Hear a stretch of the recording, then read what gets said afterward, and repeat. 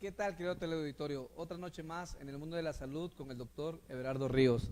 Antes que nada quisiera agradecer, veras un gran agradecimiento a Cocoa Pastelería y Taller de Repostería por el pastel que nos acaban de enviar.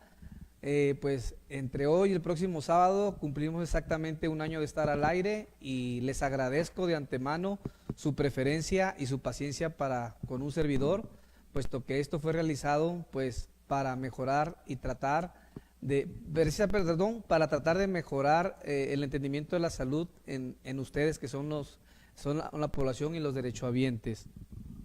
También el día de hoy, pues un problema que tenemos ya de años que se llama la obesidad.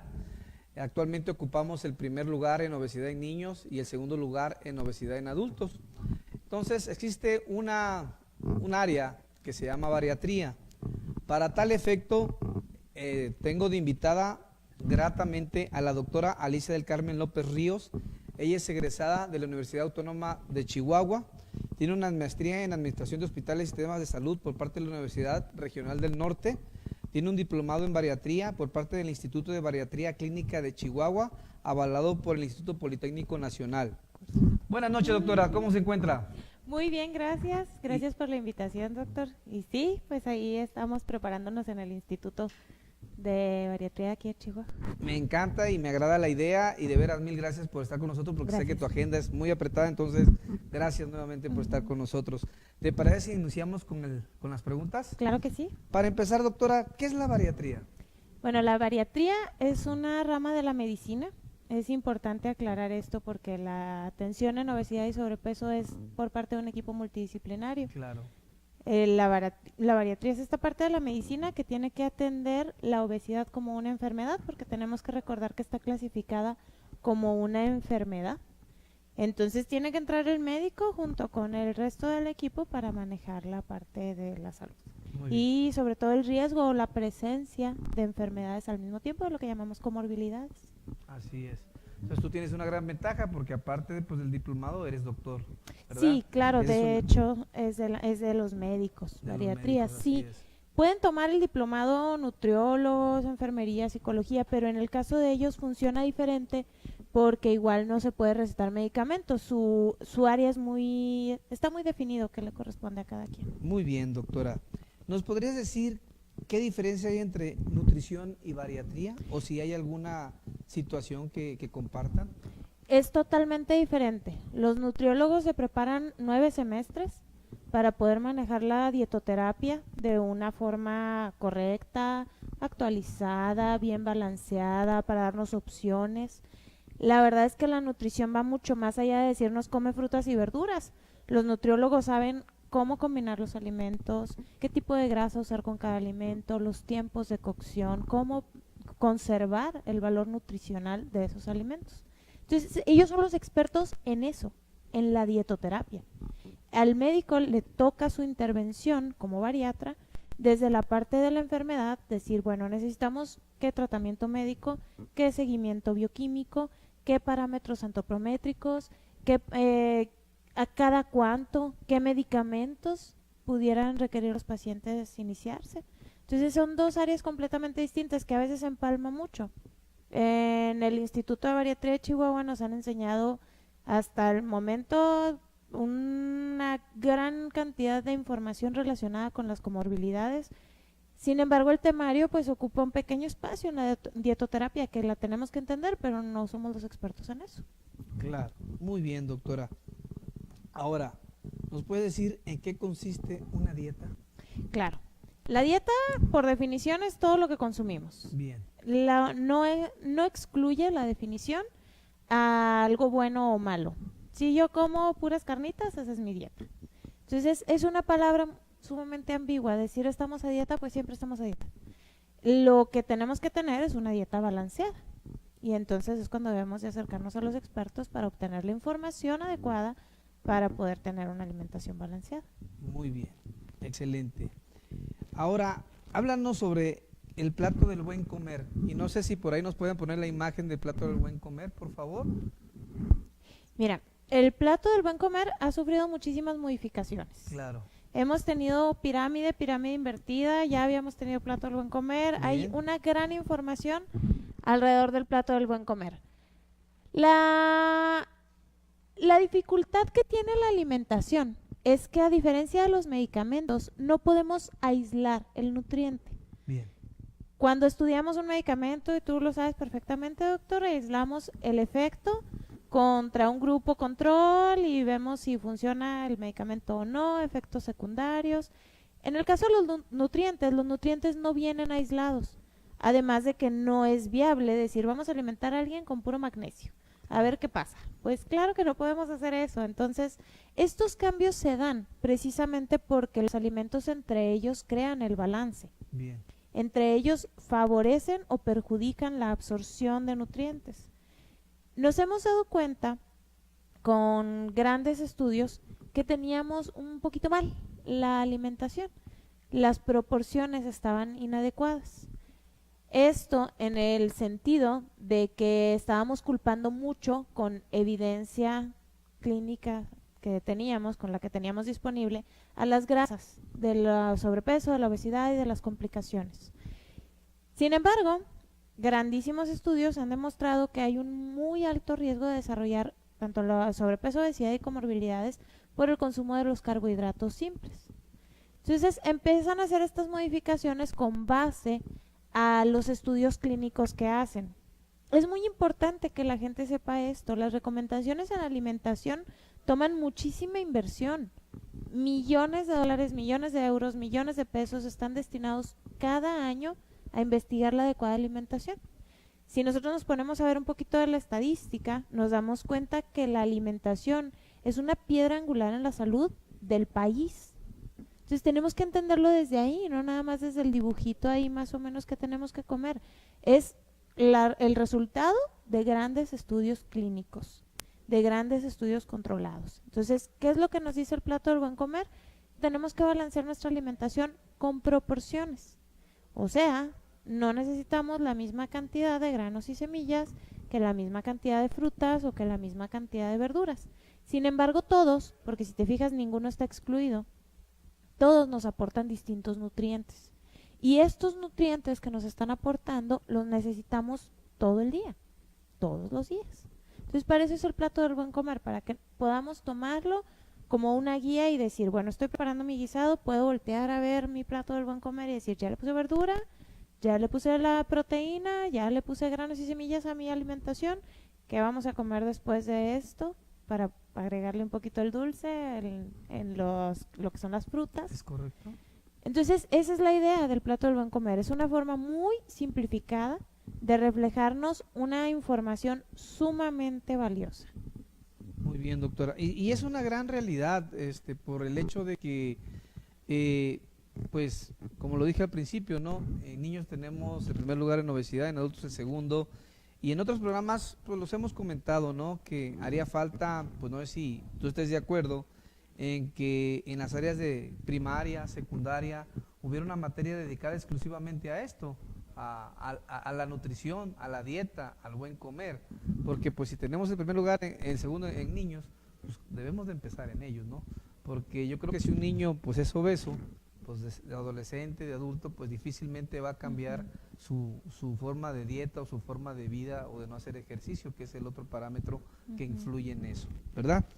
Definitivamente estoy de acuerdo que debemos de recibir educación en este sentido. Y fíjate que estadísticamente hay un dato interesante, no sé si recuerdas que no hace mucho prohibieron ciertos alimentos en las primarias y luego sí los permitieron pero en proporciones más pequeñas, en otras sí se pusieron más estrictos. Entonces esto se está reflejando en que el único grupo de edad que está deteniendo el aumento de obesidad y que está empezando a disminuir en un 1% es el de los 5 a 11 años. Perfecto. Todos los otros grupos de edad seguimos aumentando la incidencia de obesidad. La incidencia de obesidad, es correcto, doctora. Ahora, la siguiente pregunta que te quisiera hacer es, ¿se tiene calculado un promedio de cuántos kilogramos debe de bajar un paciente, ya sea por semana o por mes, sin que esto afecte o merme su salud? Sí, la guía de práctica clínica nos maneja 1 kilo. 1 kilogramo por semana. Muy bien. Y este es un punto muy importante porque a veces los pacientes, como pacientes, esperamos resultados muy rápidos y le pedimos al médico y al nutriólogo y al equipo multidisciplinario que nos esté atendiendo en este sentido, perder peso de forma muy rápida. Y cuando no perdemos peso de forma rápida nos desesperamos y perdemos el apego al tratamiento. Debe ser 1 kilo. Hay tratamientos que en casos muy específicos, con control por parte de su médico, se puede bajar más. Sí existen, están las opciones. Hay casos en los que es más peligroso seguir manteniendo el peso que tenemos que bajar un poquito más rápido. Pero eso lo tiene que valorar su médico. Pueden ir con un bariatra, un cirujano bariatra, un médico general que los oriente de entrada, su nutriólogo o nutrióloga, Claro. para que les diga qué tipo de caso tienen. Porque especialmente en mujeres, especialmente un poco más jóvenes, desean pérdidas de peso de hasta 5 kilogramos por semana. Entonces esto definitivamente pone en riesgo la salud del paciente. Sí, y sobre todo que en algunos años, pues hay gente, pues, no quiero decir la palabra, pero falta de escrúpulos que, pues, se tenía entendido que les producía una hipertirotoxicosis y bajaban en una semana 10 kilos y eran espectaculares. Y la gente que sentía mal decía, mira cómo bajé, ¿no? Y se hizo un boom. Y eso, pues, por eso, o sea, decrecía, o sea, estaba en riesgo su salud por bajar tantos kilos de peso y era de ahí por eso la pregunta. Muy bien, doctora. Ahora, te voy a hacer esta pregunta y la voy a hacer en general y si quieres vamos paso por paso lo Claro. que consigue. ¿Te parece bien? Por ejemplo, ¿qué son el peso mínimo, el peso máximo, el peso ideal y el peso estable? ¿Te parece bien si empezamos con el peso mínimo? Claro que sí. Estos parámetros nos sirven para orientar la pérdida de peso. Bien. Nos ayudan un poquito a ubicar las expectativas como reales, como adecuadas, como seguras para nuestro paciente. Bien. Por ejemplo, si tenemos, o un caso que te puedo hacer referencia que conozco, una paciente de 110 kilos que que mide 1,60, ella perdió 50 kilos. Entonces, cuando pierde estos 50 kilos, realmente se sentía fatal, muy mal. Ella lo que refiere es que no se podía ver al espejo, no se sentía cómoda con nada, se encerró en su casa, pasó por una depresión tremenda y entonces no solo subió los 50 que había perdido, sino que ganó 10 más. Para esto nos sirven estos parámetros. Cuando llegamos a la edad adulta, vamos adquiriendo unas referencias, pesos de referencia, que son estos. El peso mínimo es aquel que tuve en mi etapa adulta. El peso máximo es también de mi edad adulta. Lo importante es cuando lo relacionamos con el peso estable. La mayoría de las personas tenemos un peso al que volvemos. Pesamos 15 kilos más de los que quisiéramos, bajamos 10 y luego volvemos a cierto peso estable. Puede no ser el que era el más alto, puede no ser el máximo, pero la mayoría del tiempo tampoco es el mínimo. Claro. Este peso estable tiene una explicación fisiológica muy interesante. Esto tiene que ver con unas hormonas, con una hormona que tú la conoces que se llama leptina, Bien. que esta hormona se secreta en el tejido adiposo, entonces tiene como cierta memoria, digamos. Cuando perdemos peso y perdemos este volumen de grasa, en esta señal lo que hace es responder generándonos hambre. Así como que nos falta la grasa y como que el cuerpo entiende que estamos en inanición o que estamos en peligro y entonces nos está avisando que necesitamos volver a consumir alimentos. Entonces esto hace que volvamos a ese peso estable. ¿Qué es lo importante? Pues que al momento de perder peso, si subimos 40 kilos y nuestro peso estable está en esos 40, debemos poner nuestra vista hacia ese peso estable y no en el peso ideal, que es otro de los parámetros de peso. Claro. Mi peso ideal puede ser 50 kilos, pero si mi peso estable es de 58, debemos quedarnos alrededor de 5 kilos del peso estable. Una vez que lleguemos al peso estable y valoremos el estado físico y emocional y los parámetros bioquímicos de nuestro paciente, entonces ya podemos considerar si bajamos más. Estas son recomendaciones. Es bien importante aclarar aquí que hay muchos manejos diferentes en cuanto a alimentación, sobrepeso, obesidad, como que es tema de todos y termina siendo no tema de nadie. Entonces hay muchas ramas de estudio que se involucran y que estudian la alimentación y la pérdida de peso desde distintos aspectos. Nos pasa con la bariatría que hay corrientes opuestas, manejando con la misma seguridad lo que se opone a lo que maneja el otro instituto. Claro.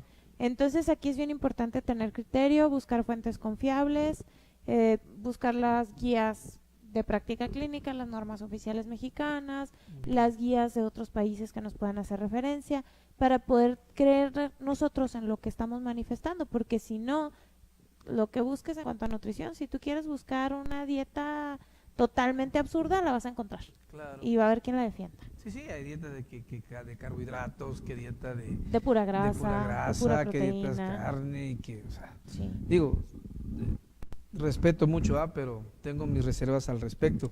Y Claro. ahorita que mencionaste eso, el estado emocional es bien importante. Te voy a hacer un comentario y sí me gustaría un chiste que vi en el Face, que está un señor, un gordito, ¿no? Y está el médico y le pregunta, oiga, según para mi peso, ¿cuánto es lo que debo de medir? Como 4 metros, señor. O sea, ya te imaginarás cuánto pesar, ¿no? O sea, Sí. no, yo, por ejemplo, en mi práctica médica, mis pacientes, por ejemplo, con obesidad, a veces es renuente y he leído algunas cosas que a veces pues están intrincadas, inclusive el síndrome de apnea y hipopnea con la liptina, cuestiones genéticas, y que a veces eso también te hace el que seas renuente a que bajes de peso. Y mencionaste algo muy importante, el hecho de que muchas veces los pacientes quieren bajar de peso rápidamente y cuando no lo logran se decepcionan y más cuesta trabajo. Yo a veces les digo, mire, bájenme 300, 500 gramos mes con mes, y ya van a ver que 6 veces al año van a ver los beneficios. Con algunos me ha funcionado muy bien y han bajado de peso. ¿Por qué? Porque no se desesperan, o sea, empiezan y cuando ven, empiezan a ver su mejoría en su salud, ya no les cuesta trabajo subir las escaleras, caminar X distancia, entonces eso va fomentando el que ellos tomen esa decisión de controlar y de mejorar su salud, ¿no? De controlar peso y mejorar su salud. Fíjate que viéndolo desde ese sentido, yo estoy muy de acuerdo en regresarle un poco al paciente como el poder sobre lo que le está pasando y decirle, mira, estas son las herramientas, si tú las utilizas te vas a sentir mejor. Poniendo como un parámetro de referencia, el peso es una referencia, pero correcto. tenemos muchas. Entonces, primero que nada hay que pedirle a nuestro paciente, a ver, pon atención, cuando comes esto, ¿cómo te sientes? ¿Tienes distensión? ¿Te sientes cansado? ¿Te duele la cabeza? Y cuando comes bien, ¿cómo te sientes? Entonces, cuando ponemos también la vista en las recompensas a corto plazo, también podemos transmitirle un poco más a nuestro paciente qué es lo mejor para él. Si le decimos, cuando te levantes, cómete una fruta. Cuando te comas la ensalada, fíjate cómo te sientes después de la ensalada durante la tarde. Este tipo de recompensas a corto plazo nos favorecen, porque el peso, a final de cuentas, sin los otros datos no nos dice nada. Cierto. Hay personas muy pesadas que están perfectamente sanas y personas que pesan muy poquito que metabólicamente están muy mal. Entonces el peso es solo uno de los parámetros. Nos funciona muchísimo, nos funciona sobre todo en relación a la talla, Claro. pero no es el parámetro principal, es de muy fácil seguimiento, Cierto. pero no es lo único que nos importa. Sí, aquí lo que nos dice es que hay un gran desconocimiento en ese aspecto y por eso es que pues existen muchos fracasos en ese Sí. tipo de pacientes, ¿no? Eso es una situación bien importante. Doctora, tipos de complexión físicas de acuerdo a nuestro antropomorfología. Bueno, hay muchos tipos de complexión. Los hombres y las mujeres tenemos diferente distribución de la grasa corporal y ya dentro del mismo género también existen distintas formas de distribuir la grasa corporal. Hay quienes su peso está más bien centrado en el tercio superior, tercio medio o tercio inferior, y quienes están un poquito más como rectángulo, que lo conocemos como forma corporal, o un poquito más balanceados. En los hombres pasa lo mismo, hay hombres que tienen mucha distribución en el tercio superior, medio o inferior, un poco más común el tercio medio, pero a final de cuentas lo que nos habla es del riesgo metabólico que genera. Lo importante respecto a la distribución es la grasa visceral, que es la más peligrosa metabólicamente hablando, la que más nos pone en riesgo. O sea, cuando una persona tiene mucha grasa de la cintura hacia abajo, tiene menos riesgo metabólico que quien la tiene concentrada en el abdomen. Entonces, esta es la parte importante. También es importante mencionar, separar un poquito la parte estética de la parte de salud. El aspecto viene a consecuencia. Cierto. Lo que nosotros entendemos como bonito es algo que nos va enseñando, quienes estudian de belleza dicen que es algo que nos va enseñando la evolución. Lo que es como más apto evolutivamente, lo percibe el ojo como bonito, como que la nariz más funcional es esa que decimos, ay, qué bonita la tiene respingadita, pues es muy funcional. Claro. Entonces, este es el reflejo. Lo mismo pasa con el peso corporal. A final de cuentas, la complexión es un reflejo del estado de salud. Y un adecuado estado de salud el ojo lo percibe como bonito, sin mayor explicación. Entonces, aquí lo que nos importa es decir, bueno, tu distribución es esta, tu riesgo puede ser muy alto, aunque tu índice de masa corporal esté dentro del parámetro normal, porque la única grasa que tienes está concentrada en el abdomen y esa es tu distribución de grasa corporal. Entonces te tenemos que tratar de una forma específica que puede ser bastante distinta que de las personas que no tienen grasa visceral en exceso. Correcto. Y sí, es muy cierto eso que dices de lo estético a lo saludable, ¿verdad? Es bien importante. Y en base a eso, porque la mayoría de los médicos, de los nutriólogos, nos basamos en algo que se llama el índice de masa corporal. En bariatría, ¿qué significa y qué aspecto de ayuda les puede dar en ese índice de masa corporal? Es súper importante. Es muy fácil dar seguimiento a un índice de masa corporal. Tomamos la talla, tomamos el peso, ponemos la fórmula y ya tenemos una referencia de la relación entre mi estatura y mi grasa corporal. Es una referencia nada más. Claro. No es específico. Bien. Pero es un adecuado referente porque lo podemos tomar todas las veces que el paciente acude a consulta.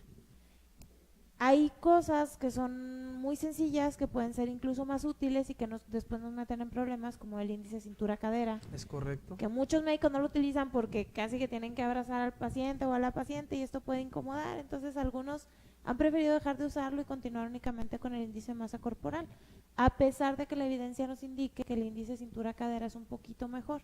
Cierto. También ahorita contamos en muchísimas partes con unos aparatitos de bioimpedancia que nos ayudan más a medir la distribución de la grasa corporal por impulsos eléctricos.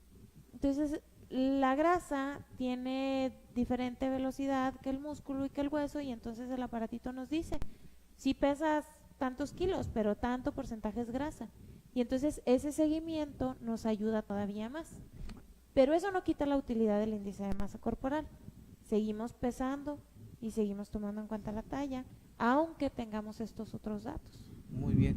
Fíjate que el Instituto Mexicano del Seguro Social en el primer plano de atención mide el índice de cintura, o sea, está pendiente de eso y nos está facilitando mucho el trabajo en los pacientes con obesidad. Muy bien, doctora. ¿Qué se entiende por percepción corporal? Ese es un punto muy importante y muy sensible en el manejo del sobrepeso y la obesidad. Nos acompañó el doctor Luébano, cirujano plástico, en una de las pláticas del instituto, y él nos platicaba unas situaciones muy interesantes respecto a unas tablas de percepción corporal. Y luego ya te pones a leerle un poquito y resulta que está bastante interesante. Él tiene, o bueno, muchos médicos tienen unas tablas en las que tienen unos cuerpos que hacen referencia al índice de masa corporal. Bien. Pero cuando se lo muestran al paciente no dice los datos. Entonces tú le pides al paciente que se ubique en un peso corporal. Entonces resulta que lo empiezas a hacer hasta por curiosidad, hasta con las amigas o lo que sea, y nos damos cuenta que tenemos una percepción muy errónea. Mujeres que se sacan de un grupo normal hasta un grupo de obesidad, ni siquiera el de sobrepeso, se van al de obesidad, y ellas creen que así se ven. Y hombres también. pero un poquito más frecuente que los hombres nos digan, no, yo me veo acá, en peso normal, y el peso en realidad no está normal, está Claro. en sobrepeso. Entonces, esta percepción corporal juega mucho con lo que necesita el paciente recibir, porque si yo acudo con mi médico bariatra o con, en este caso, con el cirujano plástico, con el nutriólogo, y le digo, es que sabes que yo me siento súper delgada, a decir, pues, no, no está tanto. No es así. O al revés, Así yo es. puedo, y es muy común, yo puedo Sí. llegar y decir, es que yo necesito una dieta que baje yo 20 kilos. Y si es responsable mi personal de salud al que estoy acercándome, me va a Sí. decir, estás muy equivocada. No puede ser que requieras una pérdida de 20 kilos. Pero es importante porque si nosotros como personal de salud no nos damos cuenta de este error en la percepción corporal, pues vamos a prescribir el tratamiento y el manejo multidisciplinario y nuestro paciente no nos va a hacer caso porque no va a hacer lo que espera. Entonces necesitamos luego destapar esta parte donde viene el índice de masa corporal y decirle, mira, te ubicaste en un índice de masa corporal de 31 y en realidad tienes un índice de masa corporal de 27. O sea, ¿qué te dice esto? Porque es muchísimos kilos de diferencia. Es Entonces, correcto. ¿qué te dice a ti que tú te ubicaste acá en lugar de acá o al revés? Entonces ya cuando le demuestras eso al paciente es más fácil que te preste atención sobre las recomendaciones. Ya le puedes decir, si te das cuenta que no necesitas bajar 20 kilos, tu peso ideal es tal, tu peso estable es tal, entonces Claro. la pérdida la vamos a enfocar en 7 kilos. Es correcto. ¿Sí? Muy bien. Para que nuestro teleauditorio entienda el índice de masa corporal, lo único que tienen que hacer es multiplicar su estatura, o sea, si miden 1,70 por 1,70, este resultado, ¿sí? Lo mantienen ahí y lo que es su peso, si pesan 80 kilos, lo dividen entre el resultado de multiplicar su estatura por su estatura y ese es el resultado del índice de masa corporal. No sé si me expliqué bien, doctora. Creo que sí. Pero si no, pónganle en Google calcular índice de masa índice de masa corporal. corporal y ahí se lo da Y ahí San Google. lo sacan. Muy bien, doctora. Y eso es lo que mencionas bien importante, porque actualmente en nuestros tiempos, pues lo que es la cuestión estética está pues muy valuada, muy sobrevalorada, le diría yo, ¿no? O sea, en ese aspecto. Y yo estoy de acuerdo, bueno, estoy de acuerdo, sí, pero básicamente más cuando tratamos de subsanar nuestra salud y Claro. no tanto por una cuestión, un parámetro de belleza que nos imponga nuestra sociedad, ¿verdad? Porque si nos vamos a parámetros de belleza, pues vemos que en cada parte del mundo hay Es diferente. es diferente, ¿no? Claro. O sea, los anglosajones, en África, en México, y obviamente necesariamente es muy diferente. Hablaste ahorita mencionaste precisamente hablando de eso, sabemos que hay trastornos de la nutrición, ¿sí? Sí. ¿Qué me puedes decir al respecto de ellos? Fíjate que están calculados en un 30%. Yo pienso que nos falta buscarlos más. Porque la estadística eso nos dice que aproximadamente el 30% de los pacientes con obesidad tienen algún trastorno alimenticio. Sí, Pero los trastornos alimenticios tienen una gran variedad y la mayoría de las veces no los buscamos. La verdad es que a veces es difícil, el tiempo de la consulta, sobre todo en la institución, es corto, entonces se complica un poquito enfocarnos a buscar un trastorno alimenticio. claro. Pero sí es importante considerarlo y a lo mejor si no vamos a poder hacerlo en una sola cita, pues tomarnos varias para poderle preguntar a nuestro paciente si considera que tiene algún trastorno alimenticio, si come con atracones, que es esto de comer demasiado y luego sentir remordimiento, si cree que come más allá del hambre que tiene, si relaciona su estado de ánimo con la cantidad de alimentos o la calidad de los alimentos. Y el paciente está consciente, por lo general tú le preguntas, ¿tú crees que tengas un trastorno de alimentación, algo que esté realmente mal? Uy, sí, me levanto a las 3 de la mañana a comer, yo no creo que se esté bien. Entonces el paciente te dice rápidamente, por lo general lo identifican.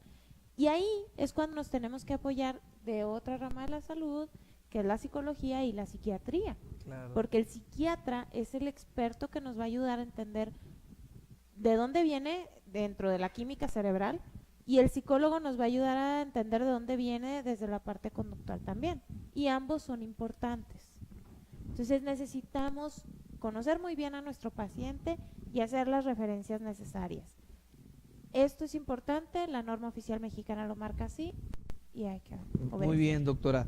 ¿Qué te parece si continuamos después de estos cortos comerciales? Claro que sí. Dame conteo. Si quieres.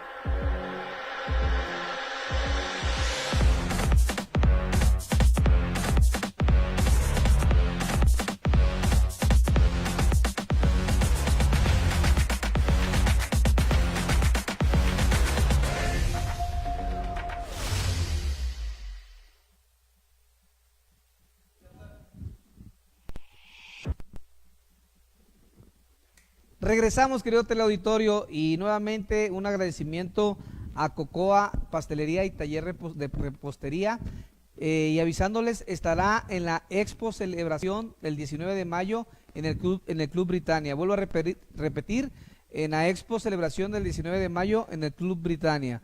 Y antes que nada, agradecer a mi patrocinador Amway, que pues es muy bueno para la salud y es amigable con el medio ambiente. Para cuestiones de compra, con la licenciada Susana Valerio Rodríguez, al teléfono 169-1024, vuelvo a repetir, 169-1024.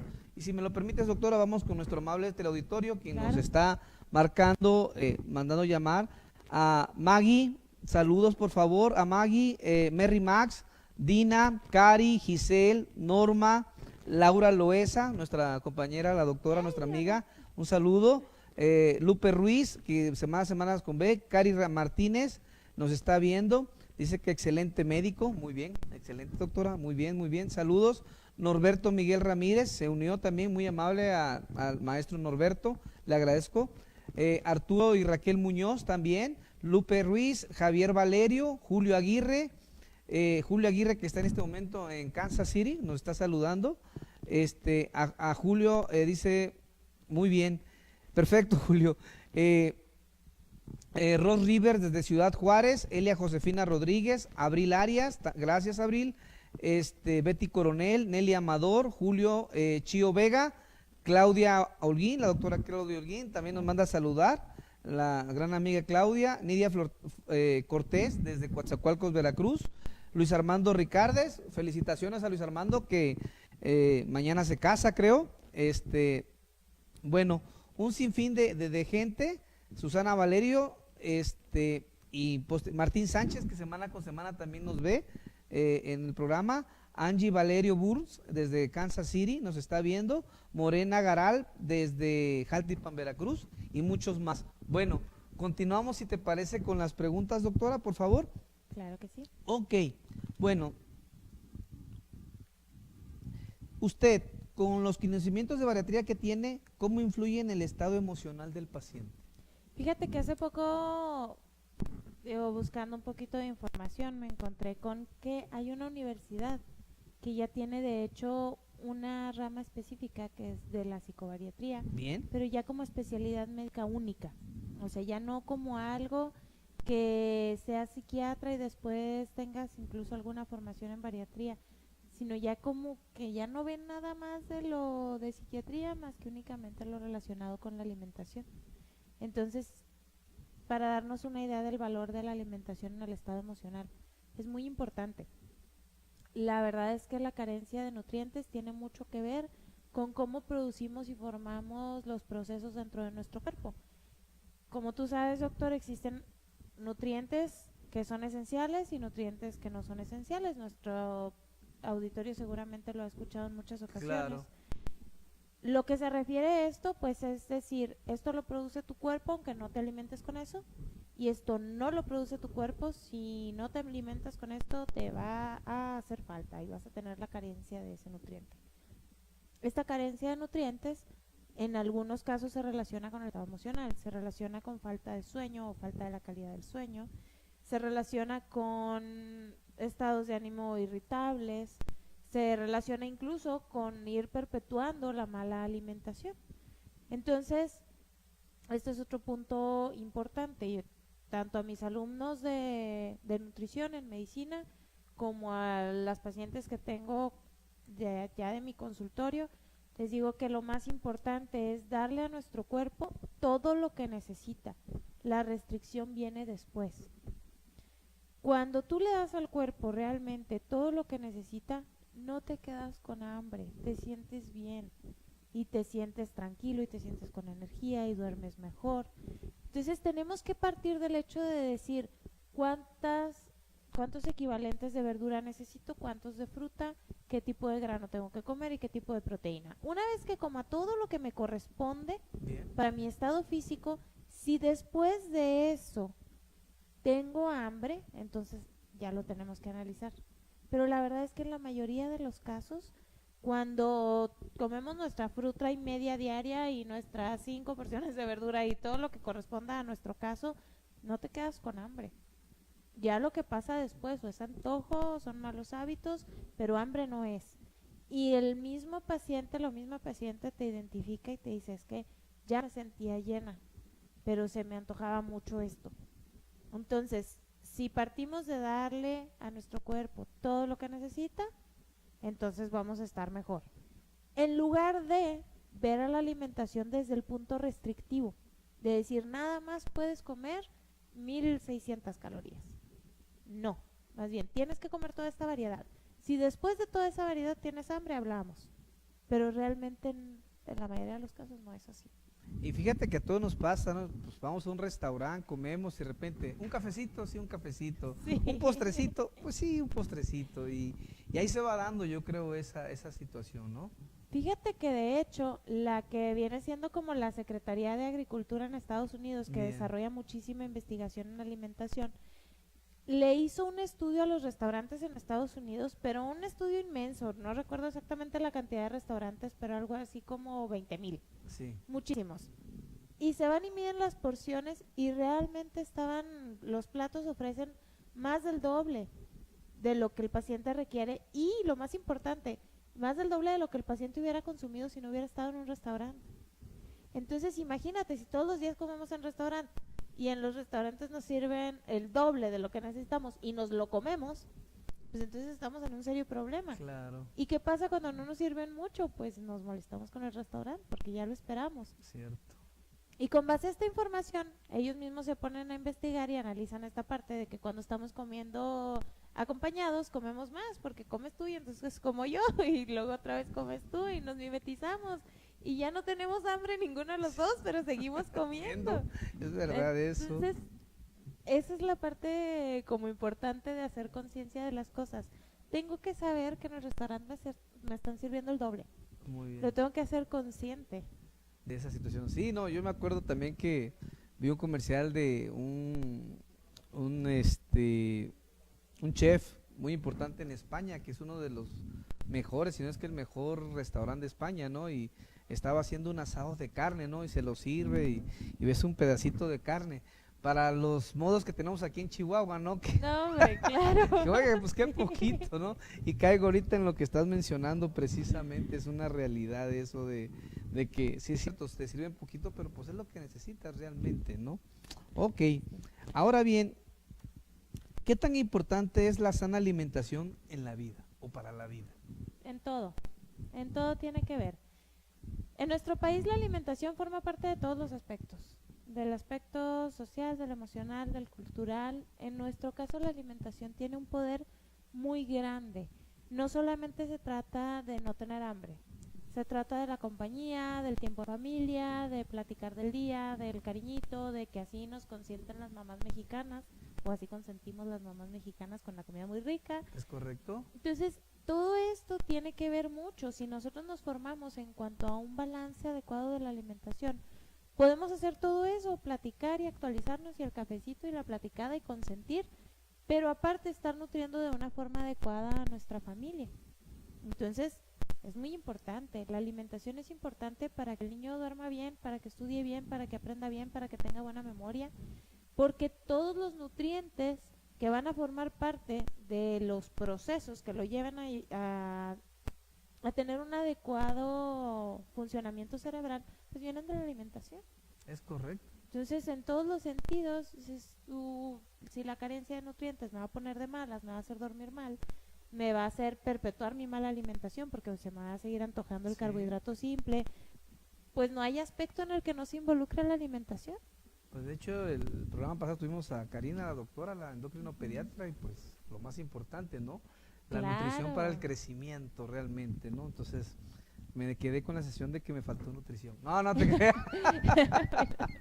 Fíjate que la doctora Karina Martínez, que es excelente médico Sí, y podemos confiar plenamente en ella también. En mi caso, a mí me apoyó con lo de mi niño, con el bien, crecimiento de mi niño también fue, mira, vamos a verlo desde este sentido, porque la alimentación tiene muchos aspectos. cierto. Entonces, en el caso de ella, como endocrinóloga pediatra, pues ella tiene recomendaciones específicas para sus pacientes.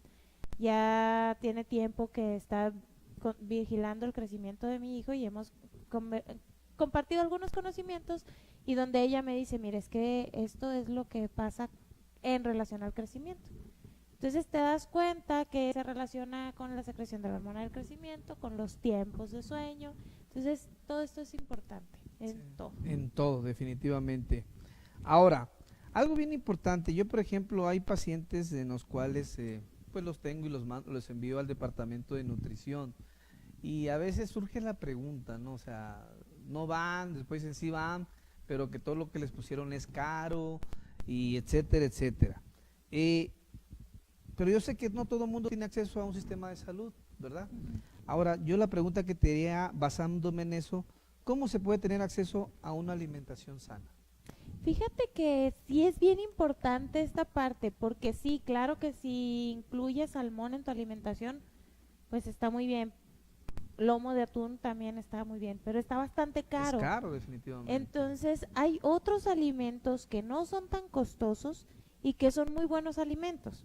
En el caso, por ejemplo, de la proteína, que buscamos mucho tanto en el salmón o en el atún, además de los ácidos grasos, Claro. pues el huevo es una excelente opción de proteína. Podemos tener una pequeña porción, una porción diaria de aceite de oliva. Podemos consumir también almendras, porque son poquitas las que comemos, no tiene que ser mucho. Entonces, sí es importante que cuando nosotros atendemos a nuestro paciente, discutamos también las dudas que tenga. Claro. Y si el paciente me dice, incluso no que no lo pueda comprar, sino que no le gusta, pues yo le tengo que dar opciones. Entonces, esto es lo padre de estas iniciativas nuevas de Mi Plato, que podemos decir, estas son todas tus opciones de proteína. Yo te recomiendo que las varíes constantemente, pero tienes todas estas opciones. Si en algún punto tú dices, esto es muy caro o no me gustó, bueno, hay otras muchas opciones para obtener ese alimento. Entonces, por eso es importante que el manejo del sobrepeso y obesidad sea muy educativo.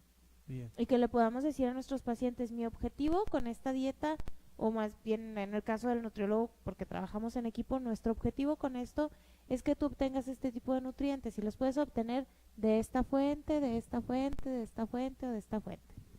Porque también podemos bajar muchísimas dietas de internet con ingredientes que ni siquiera conseguimos en México. Aparte, eso que mencionas es bien importante porque me voy a referir al regionalismo. Desgraciadamente cada región tiene su propio clima, sus propias frutas, sus propias verduras, sus propias producciones y también aprovechar eso, ¿no? Y también la temporada. La naturaleza es muy sabia. Es muy sabia, cierto. Eso es tremendamente cierto. Ok, doctora. Algo bien importante para que la gente sepa, yo sé que esto va a depender de cada persona, pero pues me siento obligado con la pregunta. ¿Cuántas calorías hay que consumir diariamente o aproximadamente? Sí depende de cada persona, porque incluso con los aparatos que se cuentan así de la forma más accesible no son tan exactos. Recientemente ya tenemos disponibles equipos a un costo accesible para poderle decir al paciente exactamente cuántas calorías requiere. Pero tu pregunta tiene dos puntos importantes. Uno, la valoración, para que el médico, el nutriólogo, el psicólogo estén en el mismo canal y nos orienten para alimentarnos bien en cuanto a cantidad de energía. Pero tiene otro punto importante, que es que la alimentación más sana no se centra en las calorías. Entonces, todo esto que nos han venido enseñando toda la vida de que sea con base a las calorías, nos pasa lo mismo que con el peso. Sí es un parámetro importante, pero no es el único. Entonces, las calorías necesitamos ver la actividad física de nuestro paciente, si está cursando con alguna enfermedad, si toma, qué tipo de medicamentos toma, la edad.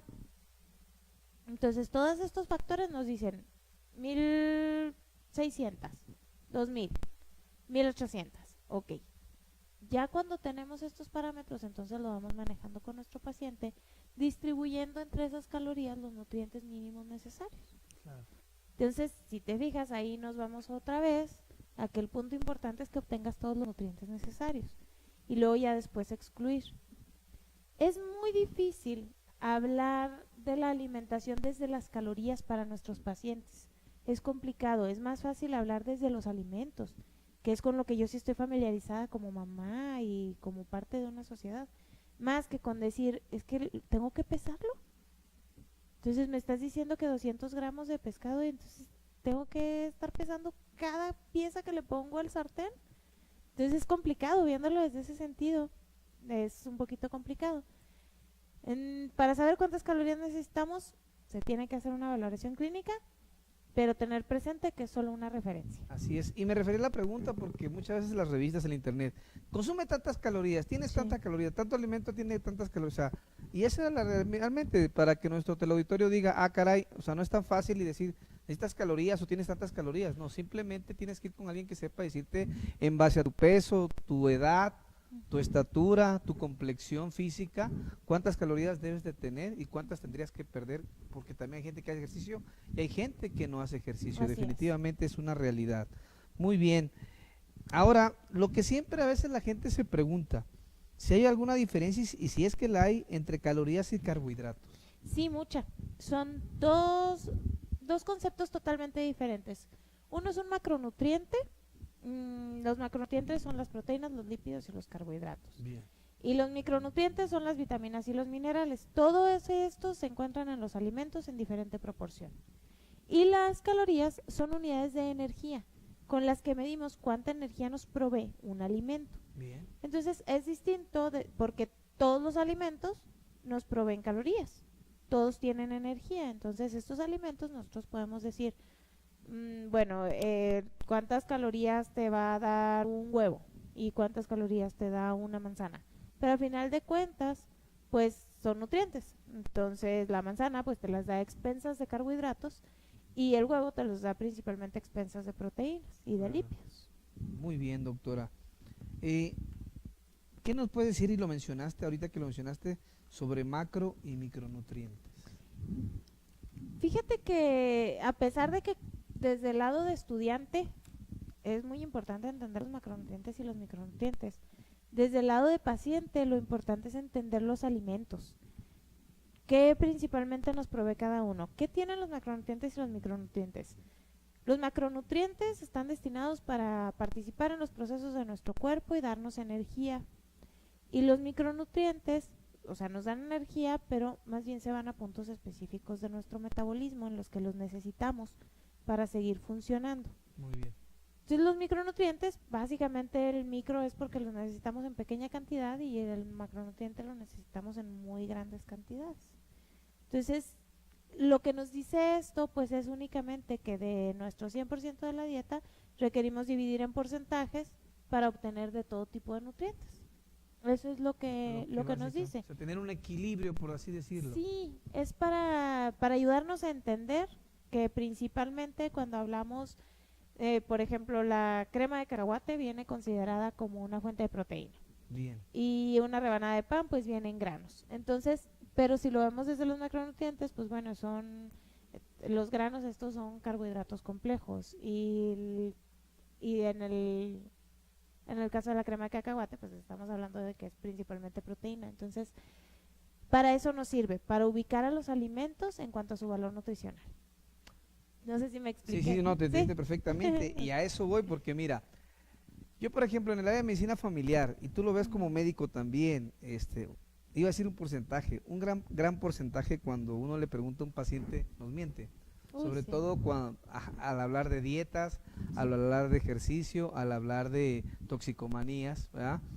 Entonces, pues a veces nos damos a la tarea, por ejemplo, en el seguro a veces hay la posibilidad de que a veces hay pacientes que solicitan visitas a domicilio.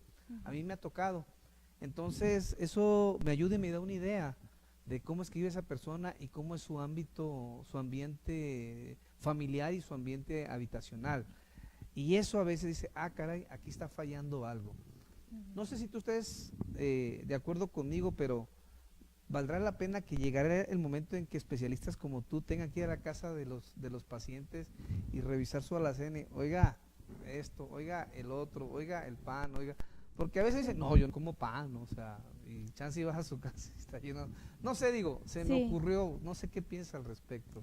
Yo pienso que sí, sí debe haber casos en los que sea lo mejor.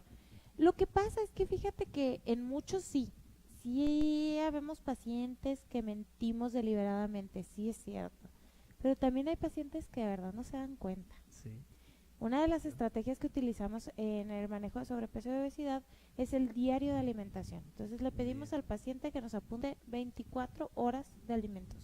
Tú le preguntas primero al paciente, ¿qué tan mal come? Pues no tan mal, es que, o sea, sí como, pero poquito de todo, pero pues yo no debería de haber engordado tanto porque como poquito, pero de todo, y luego sacas el diario nutricional y es carbohidrato con carbohidrato más carbohidrato, carbohidrato de bebida y luego el más, o sea, es una alimentación completamente desbalanceada, pero muchas veces el paciente realmente no se da cuenta. Hay tanta información, nos dan tanta información respecto a los alimentos, tanta información falsa, estamos tan bombardeados que a veces pensamos que lo que estamos consumiendo es muy sano y no es.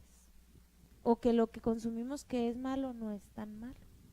Entonces, es ahí donde importa muchísimo poner el diario de alimentación. De verdad, paciente que hemos hecho el ejercicio de hacer el diario de alimentación, se sorprenden. Los mismos pacientes se sorprenden de ver el resultado de su análisis. Y que, ay, ¿cómo cree, doctora? Entonces sí como bien mal. Sí, sí come bien mal. No, sí es posible, doctora. Ahora bien, ¿qué nos puede decir sobre los suplementos y complementos alimenticios? ¿Son necesarios en algunos casos o realmente pues a veces están de más?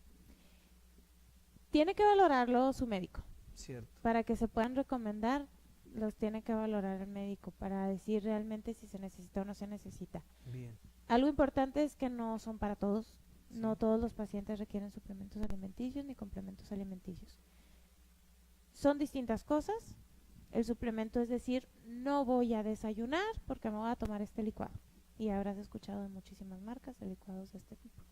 Y el complemento es decir, llevas mi dieta, llevas toda la dieta completa, pero aparte te vas a tomar estas vitaminas. Eso sería un complemento alimenticio. Okay. Es importante entender que aquí en nuestro país podemos tener acceso a suplementos y complementos porque contienen lo que dice la etiqueta. Sin embargo, algunos no tienen un análisis de qué tanto lo que contienen viene en formas químicas lo suficientemente estables como para que se absorban y sean utilizadas por nuestro cuerpo. Entonces no todas las marcas nos podríamos atrever a recomendarlas porque no todas tienen estos seguimientos de ver si al paciente efectivamente mejoró su anemia.